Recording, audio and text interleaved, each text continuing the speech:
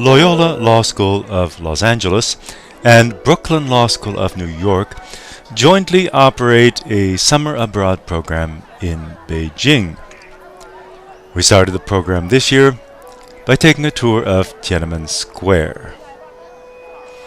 That is the mausoleum of Chairman Mao, and yes, what's left of him is indeed still there. Here you see the Great Hall of the People, where the Chinese Parliament meets, and there in the background is the Forbidden City, which is our next destination. Here you see our group. We're waiting to get our tickets. The Forbidden City was built during the Ming Dynasty and finished in the 1400s. It was where the emperor lived, and it was the center of the administration of China for over 500 years. Oh, nice picture there, and matching hats. Isn't that cute?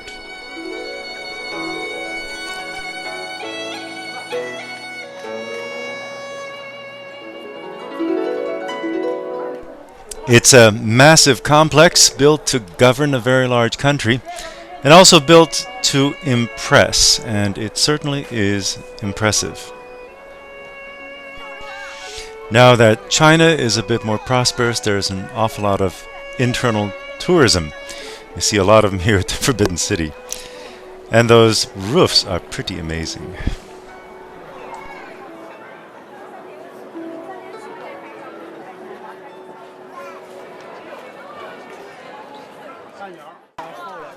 Well, I'm not sure why everyone wants to touch this cauldron.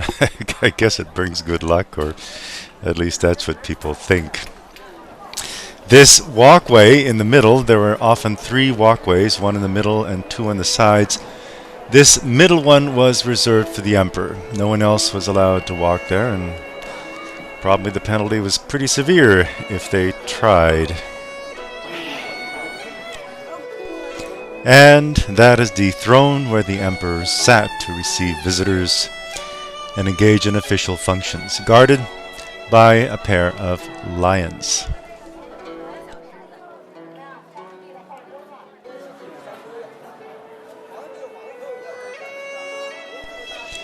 You exit the complex through this nice garden. That evening we had a nice banquet in order to officially open our program.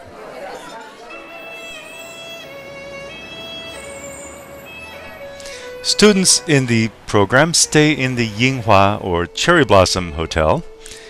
It's not a luxury resort, but it's fine, and the price is right. And there's also a fair amount of shopping and restaurants nearby. The biggest advantage of that hotel is that it's across the street from the University of International Business and Economics, or UBI, which hosts our program. This is the student or campus center, has a cafeteria.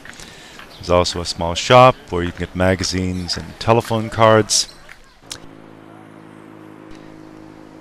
And here we see another entrance to the university, and then in the background, that large white building is where we hold our classes.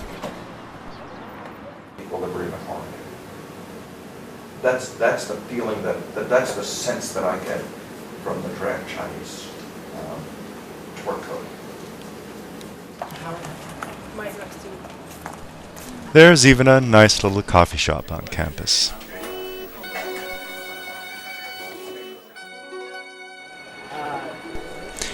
This is the Chinese Supreme Court, which we visited during our program. This is one of the hearing rooms, set up for 3 judges.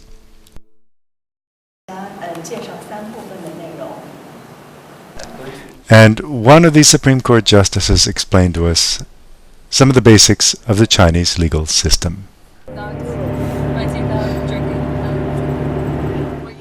We also had some fun trips, this one to the Great Wall of China. Want to go by cable. We'll go there. To 6 to 4. The middle of 6 to 4. You can take a chairlift, but most of us decided to hike on up. It really is quite an amazing achievement. We are at the part of the wall known as Mutianyu, which was completed in 1368 and is quite a bit less busy than other parts of the wall. Despite all of this effort, the Mongols and barbarians did manage to conquer China, at least twice. We all wanted to slide down on that slide you saw there, but unfortunately they closed it down because of the weather, so we were forced to take these chairlifts, but that was fun too. Yeah. Down at the bottom, we ran into some Mongol soldiers, but they turned out to be friendly enough, especially after we gave them some money. So, after 2 weeks of studying China and the Chinese legal system, we took leave of China with a goodbye banquet and the exchange of gifts.